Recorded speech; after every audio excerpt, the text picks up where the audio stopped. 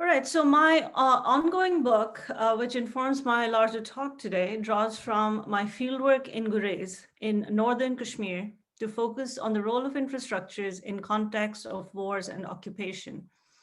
Gurez, it's a border district, border tehsil, as it's called locally, situated on the line of control, the disputed line of control, shown here as a dotted line, with a population of approximately 40,000 people and a heavy military presence that locals argue almost equals the local population of Sunni Muslims who consider themselves Dards or Shins.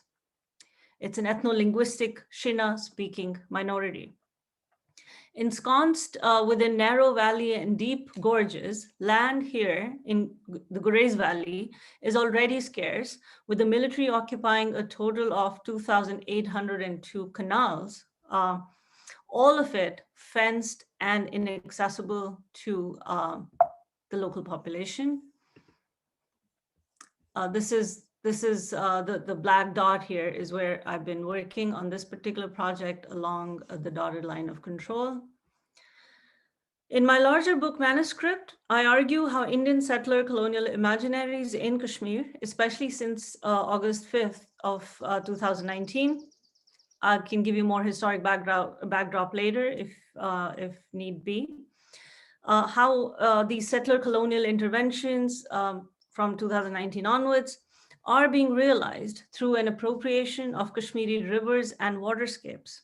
India's hydroelectric dams, I argue, act as extensions of a military security apparatus, widening their reach into new social and ecological domains and intensifying everyday levels of policing and surveilling, while also reproducing at the same time the logics of border surveillance and enforcement.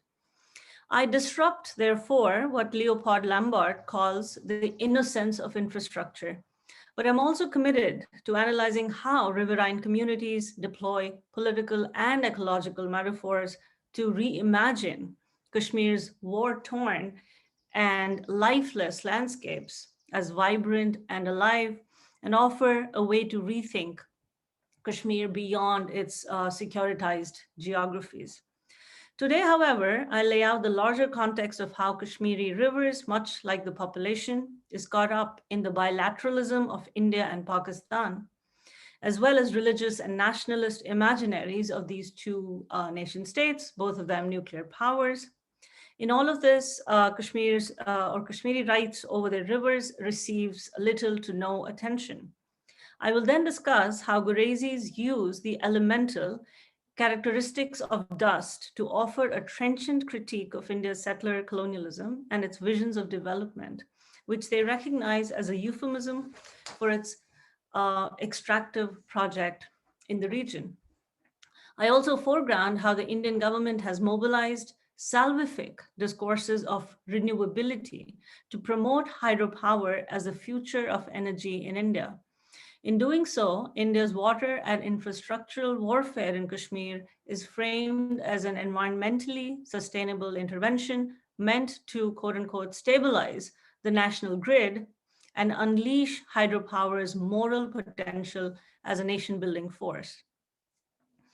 In 2018, which was my last trip to the region, I had returned to Gurez 2 months after India's Prime Minister Narendra Modi inaugurated the 330 megawatt hydroelectric dam on the Kishanganga River, a tributary of River Jhelum, which originates in Indian occupied Kashmir. It runs its course in the Kashmir Valley before turning westward to enter Pakistan.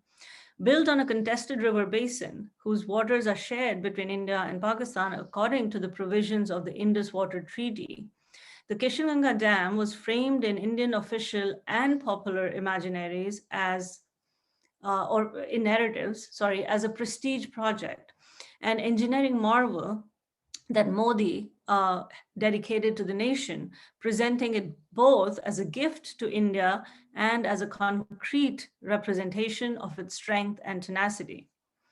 The dam was also celebrated as India's hard-hitting response to Pakistan's proxy war in Kashmir, which according to popular view was not limited to supplying a steady stream of jihadi fighters into Kashmir, but was also directed at derailing its power projects.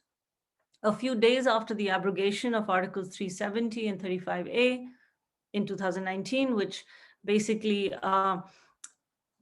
discontinued or revoked Kashmir's semi-autonomous status within the Indian Union, the BJP-led government released excess waters into Pakistan from a dam on the Satluj River, leading to speculations of an impending cross-border water war. Soon after, amidst a worsening border crisis and an ongoing military siege in Kashmir, India announced its plans to expedite hydropower projects on Kashmir's major rivers, claiming that much like Kashmir's territory, its waters too were India's internal matter. To claim waters of the Indus River Basin, to use each drop of water that belonged to Indians, as Modi announced in one of his 2016 speeches, was in line with his government's belligerent approach towards Pakistan and a significant aspect of his nation-building project, in which strengthening its territorial claims over Kashmir or its waters meant sealing Kashmir's fate as an integral part of India.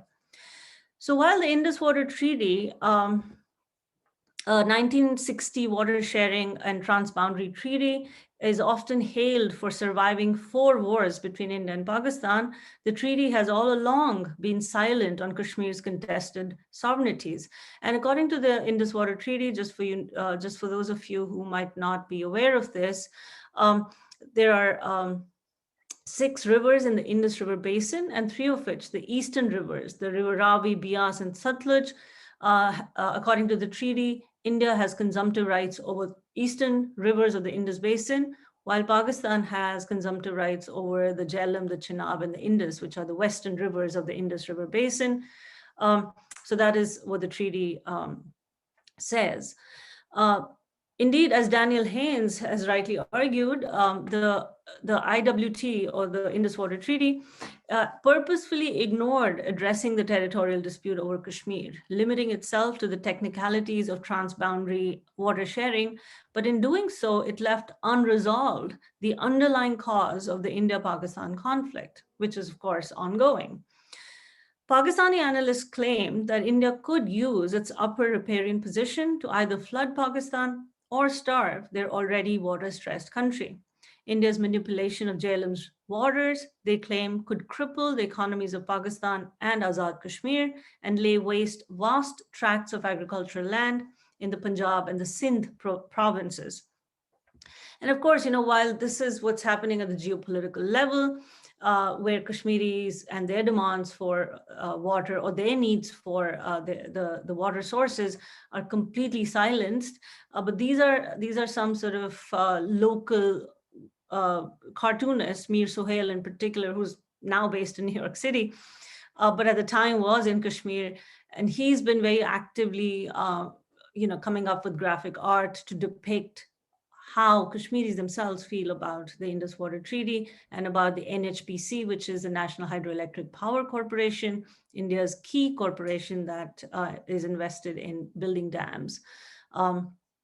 So how, of course, Kashmiris feel is they feel the NHPC is clearly strangulating them. It's literally stealing all this power, all this energy from Kashmir and supplying it to the rest of to India, while keeping Kashmiris, of course, in the dark. Also because Kashmiris don't get much benefits from these power projects. In fact, in Gurez, where the power project is being built, they have no electricity. They're not even connected to the national grid.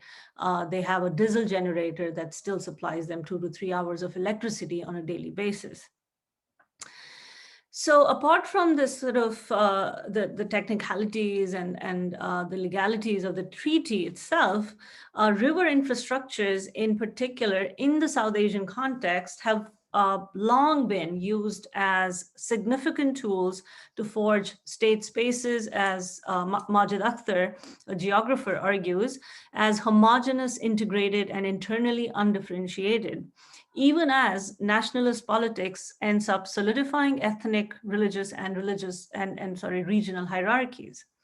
The Tarbela Dam in Pakistan, for instance, uses hydro infrastructure to counter the deepening divide between the Sindh and the Punjab provinces of Pakistan. This happened in the 1960s.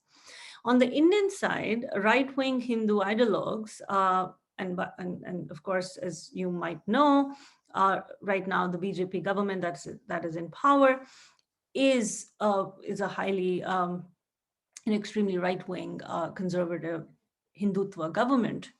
And they, in particular, have been pushing this agenda more robustly than the previous governments in India did.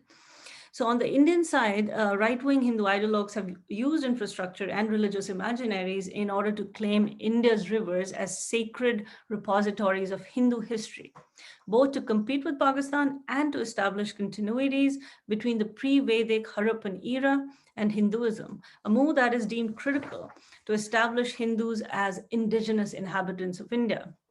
In such accounts, the river Indus, of which all these, the 6 rivers are tributaries, represents the power and permanence of an ancient Indian civilization, and Sindhu, the cradle of the Indus civilization, a river system that unites India and stands testimony to its 5,000-year-old civilization. Indeed, the Sindhu is, they claim, as holy as it is historical, to the extent that even the word Hindu is believed to be derived from Sindhu and represents a male warrior god, which is interesting because most other rivers in the Indian context are considered female. So Sindhu is the only sort of masculine warrior-like river. Peppered with claims about India's indivisible and historic sacred geography are India's right-wing anxieties regarding the Indus Water Treaty. M.G. Chitkara, a lawyer, retired government official, and the author of numerous books, claims that for India, giving up full rights over the Western rivers meant in the popular mind that India was giving up her ancient civilizational moorings, known as the Indus Valley Civilization, and quote unquote, mentally conceding the claim that this civilization only depicted the past of Pakistan, end quote. Indeed, since Sindh was no longer part of India and Sindhu now belonged to Pakistan, there were suggestions also to drop Sindhu from India's national anthem. This is just a stamp of the Sindhu River, of the Indus River. This was started in 1999. This was when the BJP came to power in India before this term. So needless to say, the Indus or the Sindhu became an iconic symbol of the resurgence of right-wing Hindu forces in India in the 1990s, especially along the borders where the river runs its course. With the BJP's rise to power, there were attempts to explode this myth that Sindhu only belonged to Pakistan. In order to do this, the government organized elaborate annual rituals such as the Sindhu Darshan that included pilgrimage to the Indus River in the Himalayas as an attempt to, quote, rekindle the fond memories of pre-partition days when the Sindhu was very much an Indian river, end quote. Such efforts were aggressive bids to recast Indian geography as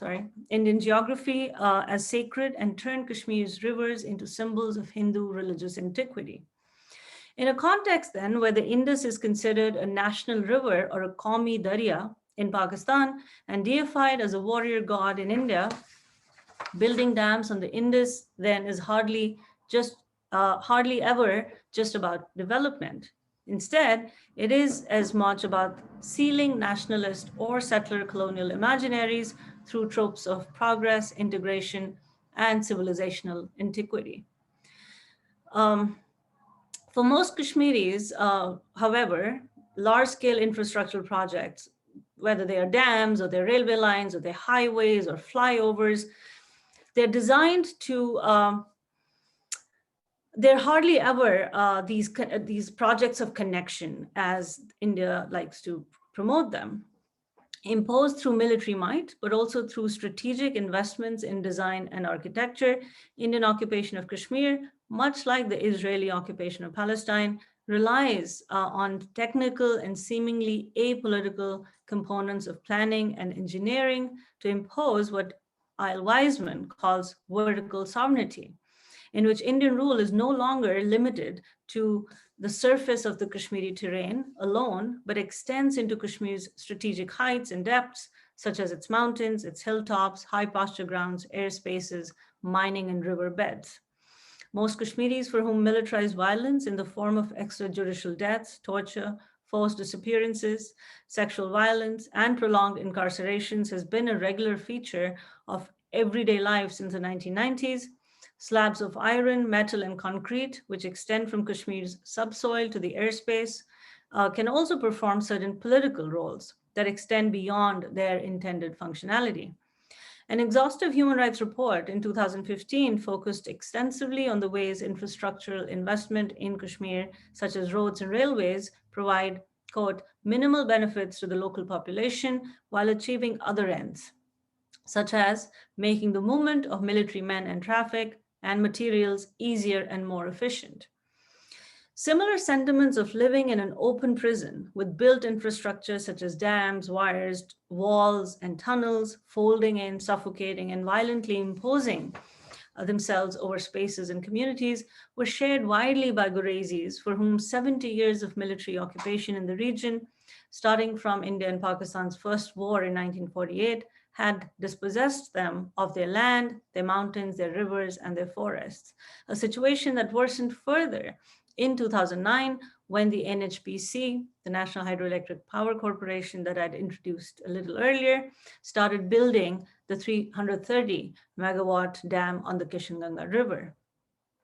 Because of the massive construction on the river, piles of rubber, sand, and concrete, as well as abandoned cars and automobiles, polluted the landscape while the Kishanganga flowed differently. Large parts of a once free-flowing river were either slowed down or completely rerouted through the dense network of walls, concrete pebbles, pipes, ducts, and tunnels. In 2018, the situation, when I visited, the situation was worse. What I saw was a caged, so this was the river before, and this is what the river looks like now. So it's a caged and a lifeless river. The green, still waters of the reservoir stretch for miles on end now.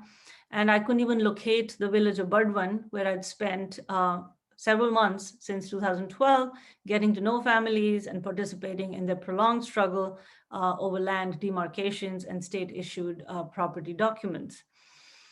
And these new regulatory regimes that had come around land ownership, basically snatching the commons away, and people were engaged in these very bitter struggles.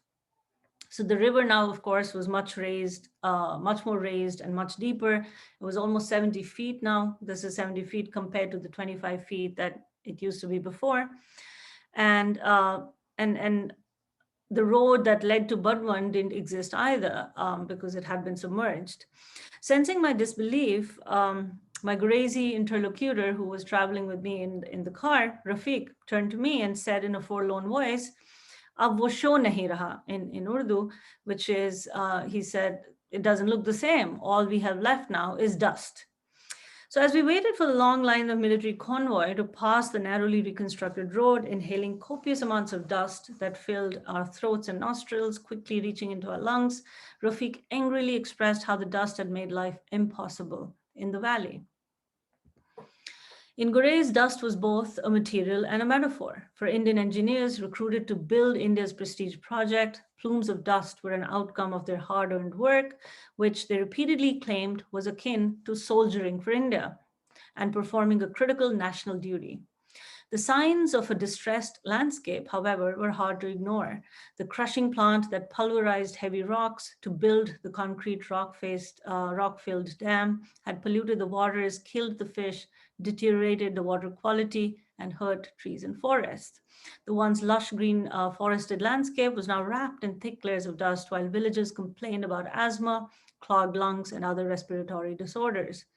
Unlike the engineers who were mostly from the Indian plains and would leave soon, dust for Ghurezis became a metaphor for ruin and catastrophe, part of people's apocalyptic vision for a depopulated landscape. and an enduring trace of modernity's unwanted remnants. As development turned to dust in Kashmir, it represented to Kashmiris not a gift or a promise, but India's perpetual war on Kashmiri land and waterscapes. Dust marked, as Parika argues, the temporality of matter, its slow decline, and for communities in Gurez, everyday material encounters with it evoked memories of the times when Gurez had cleaner air, greener pastures, whiter glaciers, and rarer air. At the same time, the ubiquity of dust portended calamitous futures in which the vibrant land and waterscapes in Gurez, as well as the social worlds, would turn completely inanimate and lifeless. How much time do I have? I'm just checking to see. I can safely say that you have at least 20-25 minutes, and we will not stop you. Excellent, thank you. So the next section of this paper is dust and debility. Despite being the outcome of what Amato argues, Earth's continual making and unmaking, scholars argue that new and varied forms of dust were produced as an outcome of industrialization. At the same time, however, dust defies classification because it is also organic and not wholly industrial, of Earth, and yet can seem, as Turkin says, otherworldly. Its amorphous materiality corresponds with the multiple discursive and symbolic registers that conjure worlds that are still in making or already dead. While some relegate it to nothingness, since dust is often a remaining trace of what used to be, dust is also evocative of people's material worlds irrevocably transformed through infrastructure, war, or climate change. In Gurez, too, dust marked I'm taking this from Amato, the human or climactic damage to the earth, an illustration of how the dam had ruined the river, the glaciers, the forest, and inaugurated an unbearable present and an uncertain future in which people would and were already finding it difficult to breathe or live healthy and fuller lives. And yet its ubiquity in Gurez also compelled a rereading of its materiality, as dust represented the shifting and now estranged relationship between humans and non-humans, as well as between Gurezis and their waterscapes. Scholars working on ecological destruction use the concept of slow violence to capture the everyday and unspectacular forms of violence that remain hidden, mostly because such violence is delayed and remains, Nixon argues, dispersed across space and time. Slow violence then becomes a process of long dyings, he argues, a string of unseen deaths that are made even more invisible and even insignificant by explicit forms of violence and extermination routinely exercised by the Indian military on Kashmiri bodies. To an extent, however, the copiousness of dust brought to light what had remained hidden. Dust encapsulated the incremental violence of ecological destruction in Gurez, and communities could feel its impacts on humans and non-humans alike. Tanveer, for example, a young man of I think at the time 23 years old, told me how until a few years ago, he'd see strangers resting under the shade of trees in Bardwan and Kanzalwan, the two villages that are deeply impacted by the dam. He'd often stop to ask them who they were and why they were sitting under these trees. The doctors, of course, had advised them to visit Gurez and get the asthma treated because the air was so fresh. But now, of course, he kept sort of lamenting, and now what we have left is just this, the dust. So dust, what does dust then represent? In this case, of course, it's a modernity's evil twin, which, unlike the promise of hydropower, refused to go away and impacted people's lives. And of course, transformed Gurez from what it used to be, which is a picturesque landscape, a picturesque valley, to a dystopic hinterland. Yet, dust also conjured imaginaries of violent outcomes that were yet to unfold. Considered to be a frontier between the seen and the unseen, as Amato argues, the exterior and the interior, and also between what could be known by the senses and what lay beyond them, Dust animates the boundaries between the known and the imagined, between what is present and, as I argued, what is yet to come. So this sort of portending sense of disaster or doom is what at least dust captured for Gurezis. One of the few hydroelectric projects directly monitored by the Prime Minister's office, the Kishanganga Dam, like several other dams in the Kashmir Valley, as I said, was built by the NHPC, which usually signs a memorandum of understanding with the state government in Kashmir, outlining the benefit sharing arrangements between occupied Kashmir and the Indian mainland. But many of these MOUs had mysteriously disappeared without leaving a trace. Impassioned pleas by several civil society groups to release these documents had fallen on deaf ears, but people wanted to know what lay buried in the files.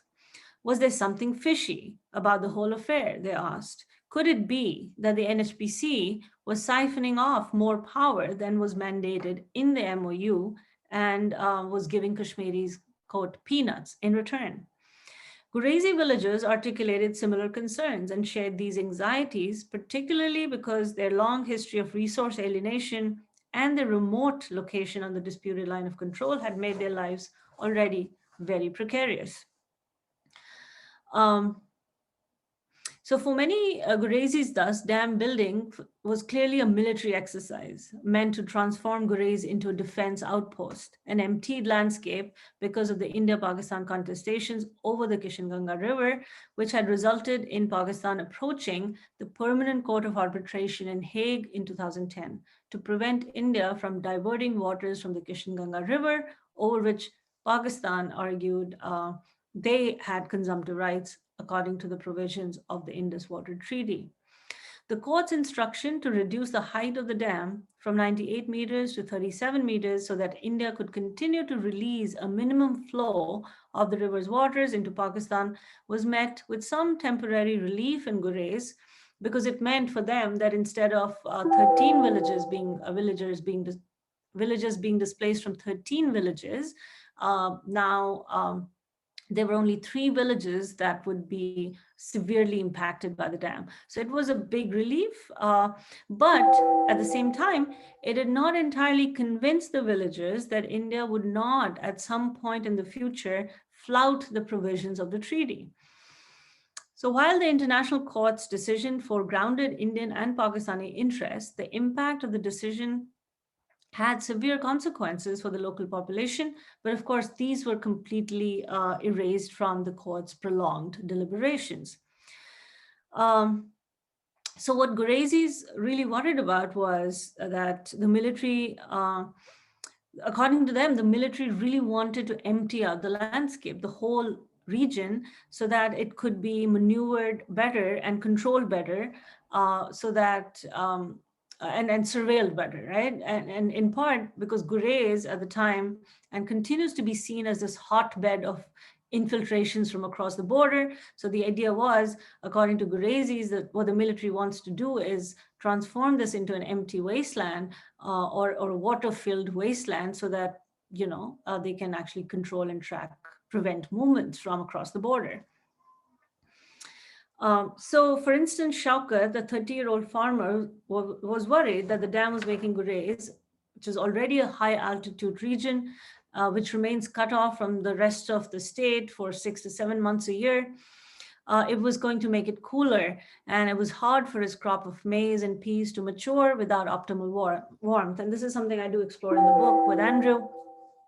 The water table, for example, he argued, would rise too, making the land unfit for cultivation. So the idea was, and I'll just sort of briefly mention it here, and this is something we do explore in the book more fully, that unlike these prevailing notions of climate change or global warming being the only sort of way people express their anxieties related to climate change, in this case, Gurezis often spoke about cooler temperatures, and those cooler temperatures were attributed to the dam and the reservoir and how that changed the cloud cover, the microclimate, and so on and so forth, and how it was actually impacting the growth of their crops.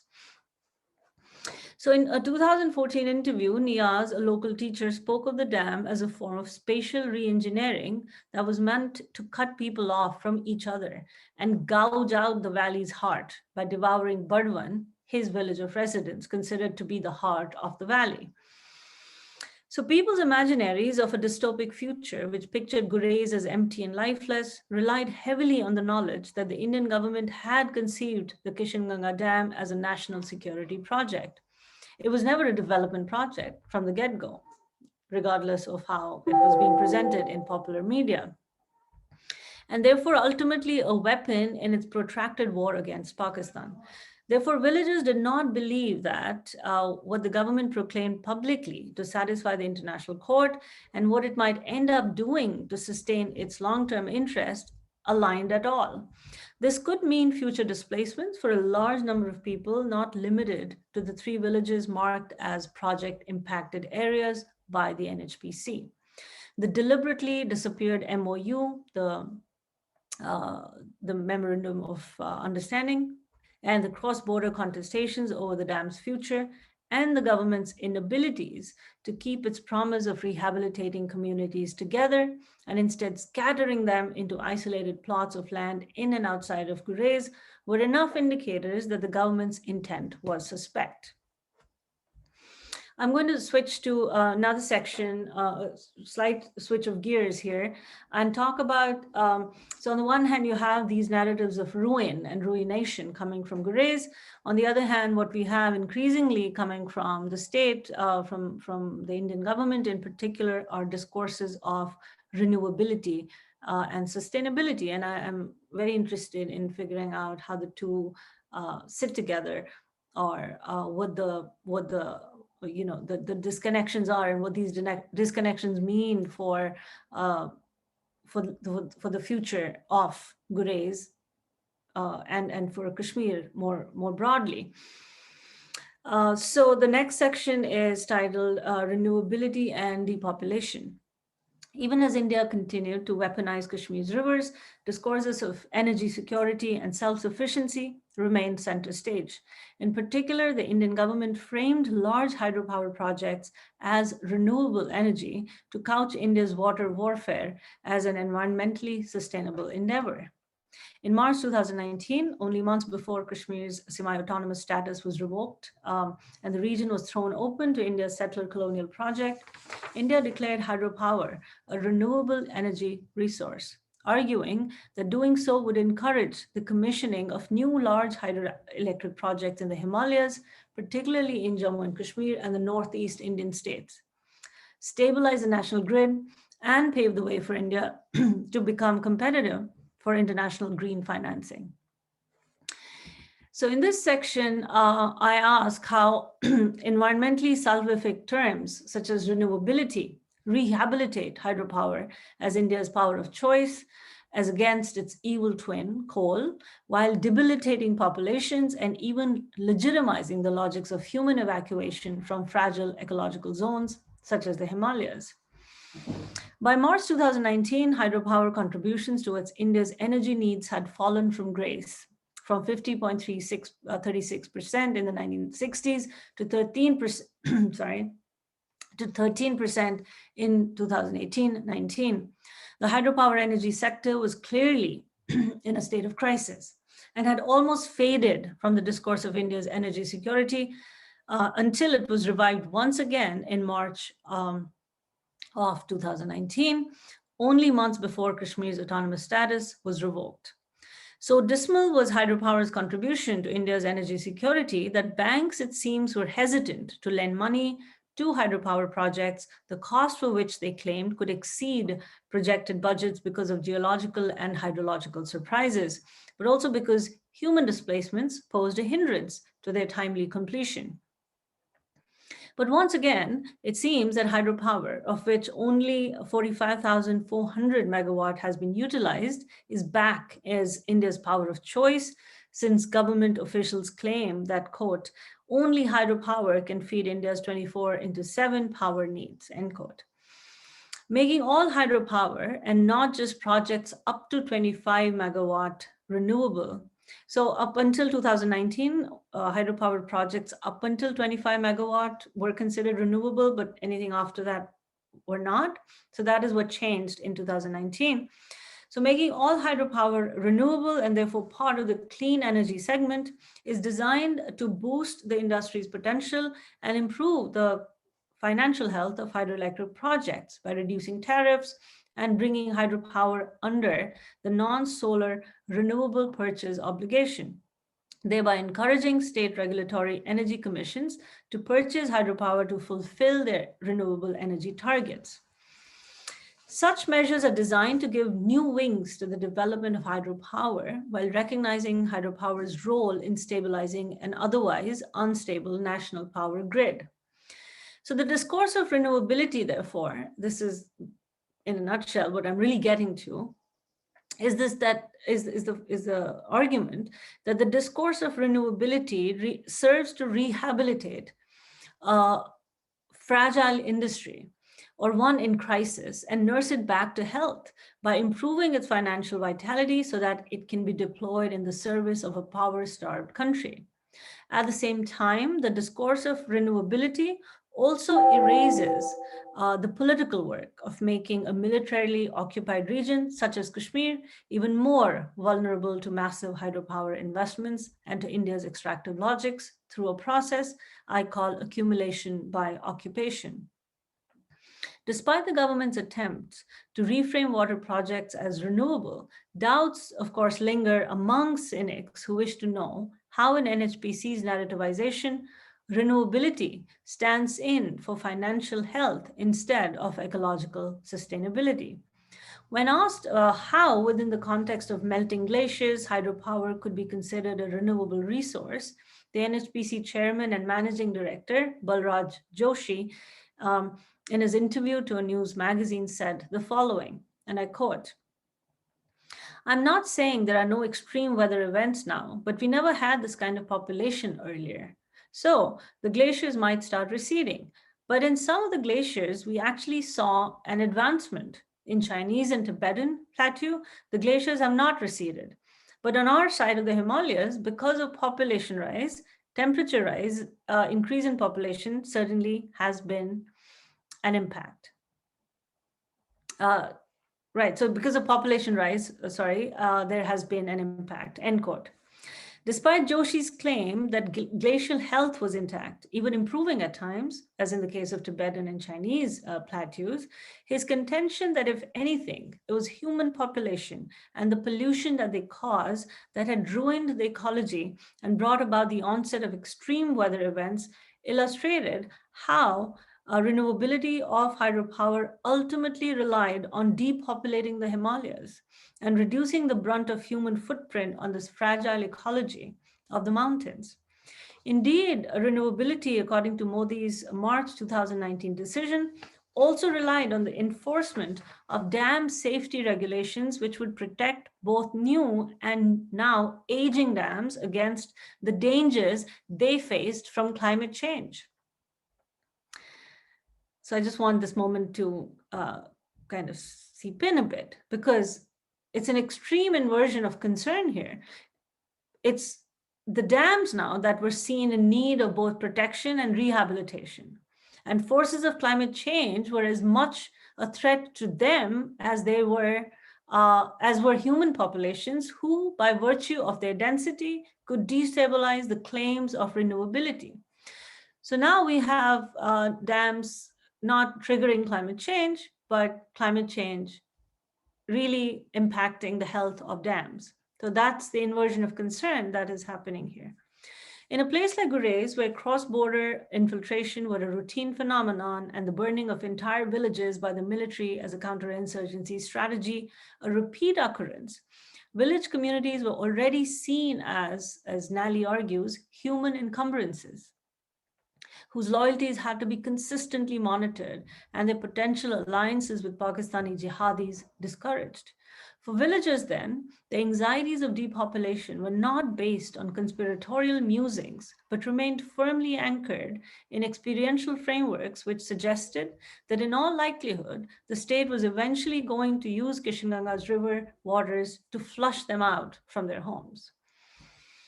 So by 2018, then, it was clear that some crazy fears, if not all, were beginning to ring true. Some villagers from Burdwan had been forced to relocate to Srinagar, 80 kilometers away from Gurez. Oh, sorry, I forgot to show you this slide, but this was Mission 2022. Again, talking about how hydropower may achieve its renewable target and become part of India's green future strategy.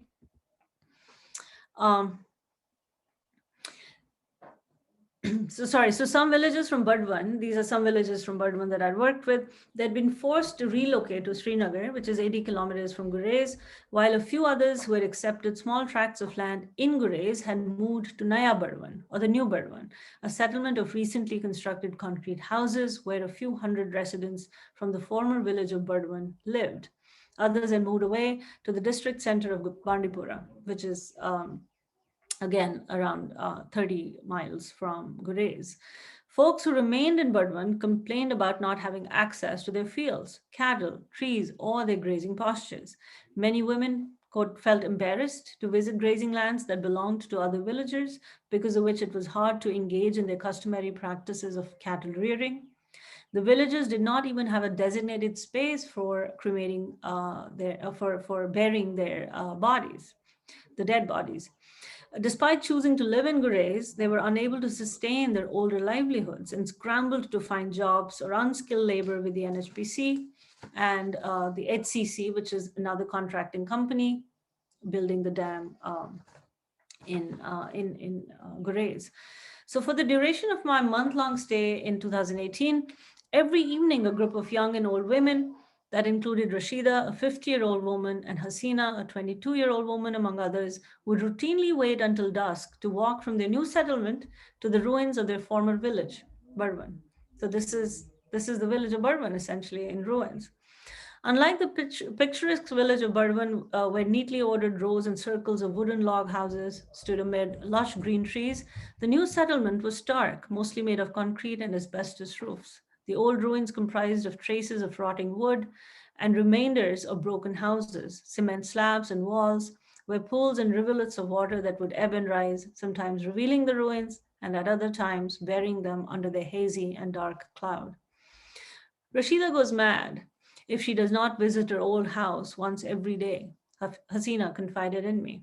It's almost like an everyday pilgrimage now, she claims, as she idly removes the debris and a plastic bag from the still waters with a long twig. Maura Frankenstein, in her work on the abandoned mills of Mumbai, uses the framing of archive to argue how, instead of being anchored in a sense of loss or of a static past, an archival optic can be reframed as future focused. Its vibrancy and liveliness instantiated through people's collective labor practices that lay bare the mythology of abandonment. And yet in Gurez, the ruins were lively because they invoke people's present condition while gesturing towards a hopeless futurity. The sometimes rising, sometimes receding waters devoured the few bare signs of life once lived, even as the waters were gentler and at other times moved with demonic force. The only building that stood in these still waters was the village masjid. This is just a remnant of that mosque. Its ghost presence made even starker by the visible signs of abandonment. People did not gather there for prayers, and the muezzin no longer used it to announce the call for prayers. Who knows when this will submerge too? The waters of the Kishanganga will rise more, and we know that it will not spare the new Burdwan either, end quote. To briefly conclude then, I want to return to the trope of dust I started my paper with. Indeed, as infrastructure becomes ubiquitous in Kashmir and representative of India's forced claims on an occupied territory, we must take the copious amounts of dust that interrupts life in Kashmir seriously. It represents the outcome of India's extractive project in Kashmir, as I've argued, one that it has tried to sell to international audiences in the name of growth and development, even renewability. If dust is an environmental quality, as Parikh argues, through which a differential spatial and temporal thinking emerges, for riverine communities, dust is not simply a byproduct of infrastructural development, a remnant of mountains, valleys, and rocks that have been pulverized, eroded, dug, and repurposed for building a nation. Dust spells disaster. It inaugurates future temporalities of non-life, of emptiness and desertification, and it ultimately also represents the failure of a nation obsessed with Kashmir's water and landscapes to predict its own non-renewability. Thank you. I'll stop here.